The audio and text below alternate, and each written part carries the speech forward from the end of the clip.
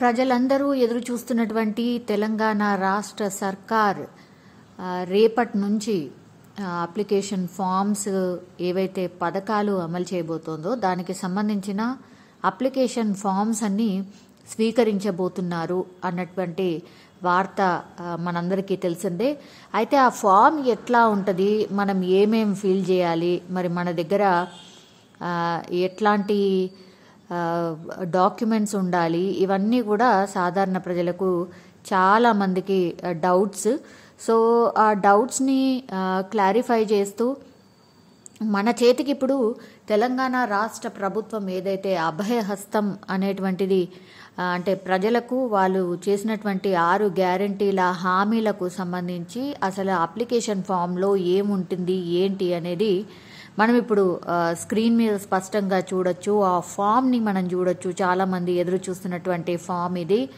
So ఇందులో పూర్తి వివరాలు ఏమున్నాయి అనంటే, ప్రజాపాలన తెలంగాణ రాష్ట్ర ప్రభుత్వం అభయహస్తం ప్రజాపాలన ఏ తేదీ 28 నుంచి 6వ తేదీ జనవరి 6వ తేదీ వరకు ఇదంతా పూర్తిగా కూడా అమలు కాబోతోంది. అంటే ప్రజాపాలనలో పూర్తిగా ఈ ఫామ్స్ కానీ ప్రజలకు ఉన్నటువంటి డౌట్స్ కానీ ఇవన్నీ కూడా క్లారిఫై చేయబోతున్నారు. అయితే ప్రజాపాలన దరఖాస్తు ఏ విధంగా ఉంటుంది, ఏ ఏ పథకాల కోసం ఈ ఫామ్ని నింపాలి అన్నటువంటి వివరాలు ఉన్నాయి. ఎందుకంటే ప్రజాపాలన దరఖాస్తులో మహాలక్ష్మి పథకం, రైతు భరోసా, గృహజ్యోతి, ఇందిరమ్మ ఇండ్లు, చేయూత పథకాల కొరకు. సో ఇవన్నీ కూడా ఈ ఒక్క దరఖాస్తులోనే పూర్తిగా మనకు మహాలక్ష్మి, రైతు భరోసా, గృహజ్యోతి, ఇందిరమ్మ ఇండ్లు అండ్ చేయూత పథకం అమలు చేయబోతున్నారు ఈ ఒక్క దరఖాస్తు వల్లనే. అయితే పూర్తిగా ఈ దరఖాస్తులో మనము కరెక్ట్గా అన్నీ కూడా నమోదు చేయాల్సి ఉంటుంది. అంటే కుటుంబ వివరాలు కావచ్చు, ఆ ఫామ్లో ఏమేమి ఉన్నాయో అవన్నీ కూడా మనం కరెక్ట్గా ఫిల్ చేయాల్సి ఉంటుంది. అయితే ఆ వివరాలు ఒకసారి చూద్దాం. కుటుంబ వివరాలు ఏమడుగుతున్నారంటే, దరఖాస్తుదారుల వివరాలు ముందుగా దరఖాస్తు సంఖ్య, తర్వాత దరఖాస్తుదారుడు ఫోటో ఉంది మనం చూడొచ్చు. ఆ తర్వాత దరఖాస్తుదారి పేరు, అంటే ఇంటి యజమాని పేరు ఎవరుంటారు, ఇంటి యజమాని అంటే పెళ్ళైన వాళ్ళైతే ఖచ్చితంగా మరి వాళ్ళ హస్బెండ్ పేరు రాయబోతున్నారా, లేకపోతే ఆ ఇంటి ఇల్లాలు పేరు రాయబోతున్నారా, అది ఆప్షన్. సో దానికి తగ్గట్టుగా డిసైడ్ చేసుకొని రాయాల్సి ఉంటుంది. తర్వాత నెక్స్ట్ కాలంలో అడుగుతోంది ఎవరు అప్లికేషన్ ఇంటి యజమాని ఎవరు, అంటే స్త్రీ అయితే స్త్రీ, పురుషుడైతే పురుషుడు, ఇతరులైతే ఇతరులు టిక్ చేయాల్సి ఉంటుంది. దెన్ వీళ్ళు ఏ కులానికి సంబంధించిన వాళ్ళు అనేది కూడా ఇంత క్రైటీరియా ఉంది. ఎస్సీయా, ఎస్టీయా, బీసీయా, మైనార్టీయా లేక ఇతరుల, అందులో ఒకటి టిక్ చేయాల్సి ఉంటుంది. దెన్ పుట్టిన తేదీ అడుగుతున్నారు. పుట్టిన తేదీ స్పష్టంగా రాయాల్సి ఉంటుంది. చాలామందికి అంటే డేట్ ఆఫ్ బర్త్ లేని వాళ్ళు మరి ఆప్షనల్గా అధికారులు మరి ఏం పెట్టమంటారు ఏంది అనేది చాలామందికి పాతకాలం వాళ్ళకి కొంత 50 ఏళ్ల క్రితం వాళ్ళకైతే పుట్టిన తేదీ మేబీ వాళ్ళు రాయించకపోయి ఉండొచ్చు. సో మరి వాళ్ళు ఏం ఫిల్ చేస్తారు అనేది చూడాలి. ఆధార్ నంబర్ ఇదైతే మ్యాండేటరీ అందరికీ. ఇప్పుడు ఏ పథకం అమలు చేయాలన్నా కూడా ఆధార్ నంబర్ కావాలి. సో ఆ ఆధార్ నంబర్ ఫిల్ చేయాల్సి ఉంటుంది. దెన్ రేషన్ కార్డ్ ఉన్నవాళ్ళు, ఇక్కడ కన్ఫ్యూజ్ కావద్దు, రేషన్ కార్డు ఉన్న వాళ్ళు మాత్రమే రేషన్ కార్డుకి సంబంధించిన నంబర్ రాయాల్సి ఉంటుంది అందులో ఆ కాలంలో. దెన్ మొబైల్ నంబర్ ఇది ఖచ్చితంగా రాయాలి. ఎవరిదో ఒక్కరిది మొబైల్ నంబర్ ఎవరైతే ఎక్కువగా చూస్తూ ఉంటారో, ఆపరేట్ చేస్తూ ఉంటారో ఆ ఫ్యామిలీలో వాళ్ళ మొబైల్ నంబరే రాయండి. ఎందుకంటే ఈ పథకాలకు సంబంధించిన ఇన్ఫర్మేషన్ ఏదైనా సరే మీకు ఫ్యూచర్లో అంటే ఈ పథకాలు అమలైన కొద్దిగా మీకు పూర్తిగా ఆ వివరాలకు సంబంధించిన మెసేజ్ ఆ మొబైల్కే వస్తుంది. కాబట్టి ఏ మొబైల్ నెంబర్ అయితే యాక్టివ్గా ఉంటుందో, ఎవరైతే పర్సన్ ఆ ఫ్యామిలీలో ఎప్పుడెప్పుడు చెక్ చేస్తారో వాళ్ళ నెంబరే రాయండి. దెన్ వృత్తి అంటే ఏం చేస్తున్నారు మీరు, వ్యవసాయదారులా, లేకపోతే బిజినెస్ మ్యానా, లేకపోతే మీరేమైనా జాబ్ చేస్తున్నారా, ఇవన్నీ కూడా రాయాల్సి ఉంటుంది. దెన్ కుటుంబ వివరాలు అడుగుతున్నాడు. అదేంటంటే ఎంతమంది ఉంటే అంతమంది, ఎన్ని కాలమ్స్ ఉన్నాయి, 1 2 3 4 5 6 7 7గురిని ఫిల్ చేసే అంత పెద్ద కాలంని ఇక్కడ ఉంది. అంటే దాంట్లో సీరియల్ నంబర్ 7 వరకు 7 పేర్లు రాయొచ్చు అనమాట. పేరు రాయాలి. దరఖాస్తుదారునితో ఉన్న సంబంధం అంటే పైన ఇంటి యజమాని పేరు రాసాం కాబట్టి ఆ ఇంటి యజమానితో ఈ దరఖాస్తు మిగతా వాళ్ళతో ఉన్నటువంటి సంబంధం రాయాల్సి ఉంటుంది అందులో. దెన్ లింగం అంటే స్త్రీ అయితే స్త్రీ, పురుషుడైతే పురుషుడు. దెన్ పుట్టిన తేదీ ఖచ్చితంగా రాయాల్సిందే. పుట్టిన తేదీ వివరాలు అందులో మెన్షన్ చేయాలి. Then Aadhaar card number. So ఇవన్నీ కూడా ఖచ్చితంగా రాయాల్సి ఉంటుంది. దెన్ నెక్స్ట్ లెవెల్కి వచ్చినప్పుడు చిరునామా అడుగుతున్నాడు. చిరునామా అంటే మీరు ఇంటి నంబర్ అండ్ వీధి అయితే ఏ వీధి, గ్రామమా మున్సిపాలిటీయా అది రాయాల్సి ఉంటుంది. వార్డ్ నంబర్ రాయాల్సి ఉంటుంది. మండలం ఏది ఆ మండలం రాయాల్సి ఉంటుంది. జిల్లా ఏది ఆ జిల్లాకు సంబంధించిన ఇన్ఫర్మేషన్ కూడా అందులో మెన్షన్ చేయాల్సి ఉంటుంది.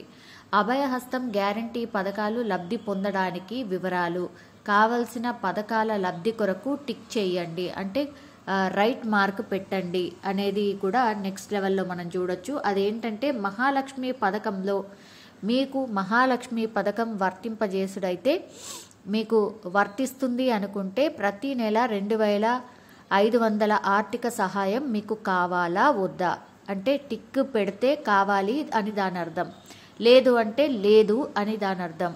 దాని తర్వాత నెక్స్ట్ లెవెల్లో మహాలక్ష్మి పథకంలోనే 2 పథకాలు ఉన్నాయి. ఒకటేమో 2500 ఆర్థిక సహాయం, తర్వాత రెండో దాంట్లోనేమో 500కు గ్యాస్ సిలిండర్. 500కు గ్యాస్ సిలిండర్ కావాలా వద్దా, ఒకవేళ కావాలి అనుకున్న వాళ్ళు కావాలి అని రైట్ మార్క్ టిక్ చేసి దాని తర్వాత నెక్స్ట్ లెవెల్లో ఏమడుగుతున్నాడు, గ్యాస్ కనెక్షన్ నంబర్ రాయాల్సి ఉంటుంది. దెన్ సరఫరా చేస్తున్న కంపెనీ పేరు రాయాల్సి ఉంటుంది. దెన్ సంవత్సరానికి వినియోగిస్తున్న గ్యాస్ సిలిండర్స్ సంఖ్య ఎంత అనేది ఇందులో మెన్షన్ చేయాల్సి ఉంటుంది. సో మహాలక్ష్మి పథకం ఒకవేళ కావాలి అని అంటే మీకు అక్కడ ఆప్షన్స్ కనిపిస్తున్నాయి. ప్రతి నెల 2500 రూపాయల ఆర్థిక సహాయం కావాలా వద్దా, దాని తర్వాత 500కు గ్యాస్ సిలిండర్ కావాలా వద్దా, ఈ ఇన్ఫర్మేషన్ మీరే ఇవ్వాల్సి ఉంటుంది. దెన్ నెక్స్ట్ పథకానికి వచ్చేసరికి రైతు భరోసా పథకం. ఇది రైతులకు సంబంధించి అయితే రైతులకు ప్రతి ఏటా ఎకరానికి 15,000 రూపాయలు ఒకవేళ వస్తే రైతువా నువ్వు రైతా అయితే టిక్ చేయాలి, లేదా నువ్వు కౌలు రైతువా అయితే అక్కడ టిక్ చేయాలి. నువ్వు రైతు అయితే రైతు దగ్గర, లేదంటే కౌలు రైతు అయితే కౌలు రైతు దగ్గర మీరు టిక్ చేయాల్సి ఉంటుంది. దాని తర్వాత మీరు ఒకవేళ రైతు అనుకోండి, దెన్ పట్టాదారు పాస్ పుస్తకం నంబర్ మీకు ఉంటుంది కదా, పట్టాదారు పాస్ పుస్తకం నంబర్ ఉంటుంది కదా, ఆ నంబర్ రాయాల్సి ఉంటుంది అక్కడ. తర్వాత సాగు చేస్తున్న భూమి వివరాలు, మీరు సాగు చేస్తున్నటువంటి భూమి వివరాలు ఇవన్నీ కూడా సర్వే నంబర్ ఎంత, దాని విస్తీర్ణం ఎంత, ఇవన్నీ కూడా ఆ ఫామ్లో ఫిల్ చేయాల్సి ఉంటుంది. దెన్ ఇందులోనే వ్యవసాయ కూలీలకు 12,000 ఏదైతే మీరు వ్యవసాయ కూలీ అంటే ఏ భూమి లేదు, మీరు కౌలు ఏమీ చేయట్లేదు, జస్ట్ ఎవరైనా పిలిస్తే వెళ్ళి మీరు కూలీలాగా పని చేస్తున్న వాళ్ళు ఎవరైతే ఉంటారో వాళ్ళు టిక్ చేయాల్సి ఉంటుంది. ఆ తర్వాత వాళ్ళు ఆ ఇన్ఫర్మేషన్ ఇవ్వాల్సి ఉంటుంది. అదేంటంటే మీరు వ్యవసాయ కూలీలకు అర్హులైతే 12,000 రూపాయలు మీకు వస్తుంది కాబట్టి అర్హత ఎలా అని గుర్తించడానికి ఈ కాలం పెట్టారు. ఉపాధి హామీ కార్డ్ నెంబర్ ఇది ఖచ్చితంగా ఉండాలి. ఉపాధి కార్డు ఉన్న వాళ్లకు మాత్రమే వ్యవసాయ కూలీలకు సంబంధించిన ఈ పథకం వర్తిస్తుంది. 12,000 రూపాయలు మీకు అందుతాయి కాబట్టి ఇది ఖచ్చితంగా మీరు ఉపాధి హామీ కార్డు నంబర్ అక్కడ కంపల్సరీ రాయాల్సి ఉంటుంది. ఇది రైతు భరోసా పథకం కింద మీరు తెలపాల్సినటువంటి వివరాలు. ఆ తర్వాత ఇందిరమ్మ ఇళ్ల పథకం, ఇది చాలా మంది ఇల్లు లేని వారు వెయిట్ చేస్తున్నటువంటి పథకం ఇది. మరి ఈ ఇందిరమ్మ ఇండ్ల పథకంలో ఏమేమి అడుగుతున్నారో ఒక్కసారి చూద్దాం.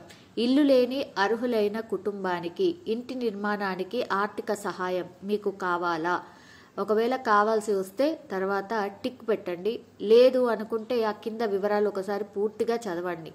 ఎందుకంటే ఆ నెక్స్ట్ దాంట్లో ఏముంది, అమరవీరులు మరియు ఉద్యమకారులకు 250 చదరపు గజాల ఇంటి స్థలము. మీరు అమరవీరుల కుటుంబం మనందరికీ తెలుసు, తెలంగాణ మూమెంట్ అప్పుడు 1200 బిడ్డలు వాళ్ళ బలిదానాల వల్లే మనకి ఈరోజు తెలంగాణ వచ్చింది. సో అమరవీరుల కుటుంబాలకు గవర్నమెంట్ మేము అధికారంలోకి వచ్చాక ఖచ్చితంగా 250 చదరపు గజాల విస్తీర్ణంలో ఉన్నటువంటి జాగను కేటాయిస్తాము, ఇంటి స్థలం ఇస్తాము. సో ఆ వివరాలు మీరు ఇందులో పేర్కొనండి అన్నటువంటిది కూడా ఇందులో ఇచ్చారు. అమరవీరుల కుటుంబం అవునా కాదా, టిక్కా లేదా అనేది అక్కడ టిక్ చేయాల్సి ఉంటుంది. అమరవీరుల పేరు అంటే ఎవరైతే అమరుడయ్యాడో వాళ్ళ పేరు రాయాలి. అమరులైన సంవత్సరం, ఏ సంవత్సరం చనిపోయాడో ఆ సంవత్సరంది రాయాలి.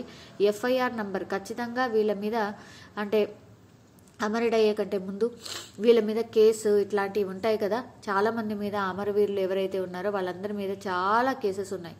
ఆ కేసుకి సంబంధించిన వివరాలు కూడా అందులో రాయాల్సి ఉంటుంది. దెన్ డెత్ సర్టిఫికేట్ నంబర్, ఈ డెత్ సర్టిఫికేట్ కూడా ఇష్యూ చేస్తారు కాబట్టి ఆ ఇష్యూకి సంబంధించిన నంబర్ని కూడా కంపల్సరీ మెన్షన్ చేయాల్సి ఉంటుంది. అమరవీరుల కుటుంబాలకు సంబంధించిన వివరాలు అవి. దెన్ తెలంగాణ ఉద్యమంలో పాల్గొన్నారా, ఒకవేళ పాల్గొంటే అవునా కాదా, ఒకవేళ పాల్గొంటే మాత్రం మీరు ఈ వివరాలన్నీ తెలియాల్సి ఉంటుంది. ఒకవేళ మీరు తెలంగాణ మూమెంట్లో పాల్గొని ఉంటే ఎఫ్ఐఆర్ నంబరు అండ్ ఏ సంవత్సరంలో పాల్గొన్నారో దానికి సంబంధించిన వివరాలు ఖచ్చితంగా రాయాలి. ఒకవేళ జైలుకు వెళ్ళేస్తే, ఒకవేళ మీరు జైలు కూడా చాలామంది కొన్ని వేల మంది జైలుకి కూడా వెళ్ళొచ్చారు, వాళ్ళ మీద చాలా అంటే చాలా కేసెస్ ఉన్నాయి. ఆ కేసుకి సంబంధించి కూడా వివరాలు పూర్తిగా రాయాల్సి ఉంటుంది. అంటే జైలు పేరు, స్థలము, శిక్షకు సంబంధించిన వివరాలు ఇవన్నీ కూడా అందులో పొందుపరచాలి అనేటువంటిది నిబంధన పెట్టారు. ఇది ఇందిరమ్మ ఇండ్లు పథకంలో ఇవన్నీ కూడా యాడ్ చేశారు.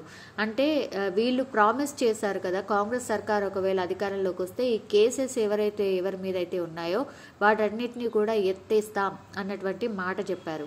అది కాకుండా మరి ఇందిరమ్మ ఇండ్లు పథకం దాంట్లోనే దీన్ని కూడా పెట్టారు అంటే మరి వీళ్ళకు కూడా జాగా ఏమైనా కేటాయిస్తారా అనేది చూడాల్సి ఉంది. దెన్ గృహజ్యోతి పథకం, ఇది కుటుంబానికి ప్రతి నెల 200 యూనిట్ల ఉచిత విద్యుత్ ఏదైతే ఉంటుందో ఆ విద్యుత్ వినియోగం ఎంతుంది ఏంటి అన్న వివరాలు తెలుసుకోవడానికి అన్నమాట. సో మీ నెలసరి గృహ విద్యుత్ వినియోగం ఎంత, 0 నుంచి 100 యూనిట్లు అయితే ఇక్కడ టిక్ చేయాలి, 100 నుంచి 200 యూనిట్లు అయితే ఇంకో దగ్గర టిక్ చేయాలి, 200 యూనిట్ల పైన అయితే ఇంకో దగ్గర టిక్ చేయాల్సి ఉంటుంది. సో మీరే మీ వివరాలు జెన్యూన్గా ఇస్తున్నట్టు మీ చేతుల్లోనే పూర్తిగా ఆ వివరాలు నమోదు చేసుకోవడానికి ఒక మంచి అవకాశం ఇచ్చింది రాష్ట్ర సర్కార్. కాబట్టి కరెక్ట్గా ఆలోచించి ప్రాపర్గా అందులో టిక్ చేయండి. దెన్ గృహ వినియోగ విద్యుత్ మీటర్ కనెక్షన్ సంఖ్య ఎంత, మన ఇంట్లో మీటర్ ఉంటుంది కదా, ఆ మీటర్కి సంబంధించిన సంఖ్య నంబర్ని కూడా రాయాల్సి ఉంటుంది. దెన్ చేయూత పథకం, ఇది చేయూత పథకం కింద నెలకు 4,000 మరియు దివ్యాంగుల పెన్షన్కు 6,000 పొందేందుకు ఈ కింది వివరాలను ఖచ్చితంగా నమోదు చేయాల్సి ఉంటుంది. అదేంటంటే ఒకవేళ మీరు దివ్యాంగులు అయితే టిక్ చేయాల్సి ఉంటుంది. దెన్ ఆ సర్టిఫికేట్ నంబర్ ఖచ్చితంగా రాయాల్సి ఉంటుంది, పక్కనే ఆ సర్టిఫికేట్కి నంబర్ రాయాల్సి ఉంటుంది.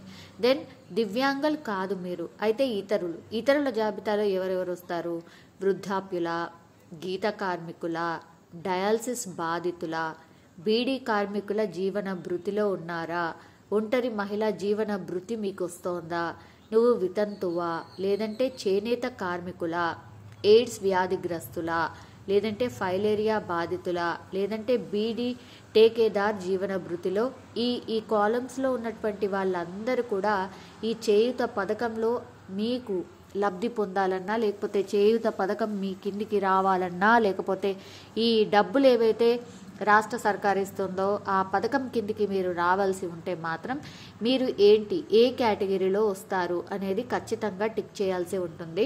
సో ఇవన్నీ కూడా మీకు అప్లికేషన్ ద్వారా అన్ని గవర్నమెంట్ మీ దగ్గరికి వచ్చి సేకరించబోతోంది. కంప్లీట్లీ గ్రామాల్లో గ్రామ సభలు పెట్టబోతోంది. ఇక్కడ బస్తీకి సంబంధించిన అంటే సిటీల్లో బస్తీకి సంబంధించిన సభలు పెట్టబోతోంది.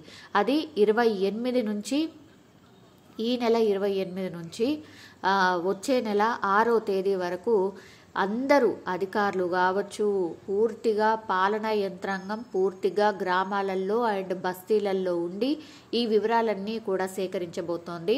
వాటికి సంబంధించిన ఫామ్ ఇది.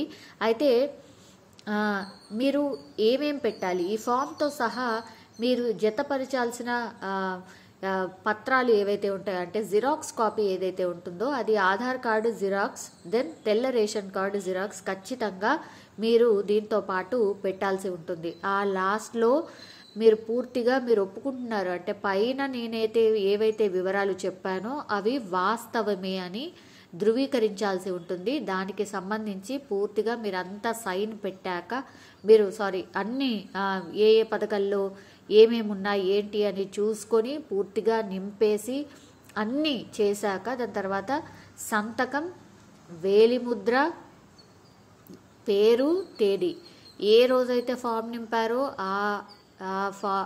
ఆ రోజుది డేట్ అన్నమాట. దాని తర్వాత సంతకం పెట్టాలి, లేదంటే వేలిముద్రన్న వేయొచ్చు. సో ఇది పూర్తిగా అభయహస్తం అని తెలంగాణ రాష్ట్ర ప్రభుత్వం ఏదైతే ప్రజాపాలన అని ప్రజల వద్దకే పాలన తీసుకొస్తూ వాళ్ళకి ఏమేమి కావాలో అన్నటువంటిది పూర్తిగా వాళ్ళు వివరాలు వాళ్ళ చేతో రాసిచ్చిన వివరాలే వాళ్ళ దగ్గర కలెక్ట్ చేసుకున్న తర్వాత పూర్తిగా క్షుణ్ణంగా పరిశీలించి లబ్ధిదారులను ఎంపిక చేయబోతోంది. సో ఈ ఫామ్ ఏదైతే ఉందో ఈ ఫామ్ని బాగా ఆలోచించి ఖచ్చితంగా పూర్తి వివరాలు స్పష్టంగా ఇవ్వండి.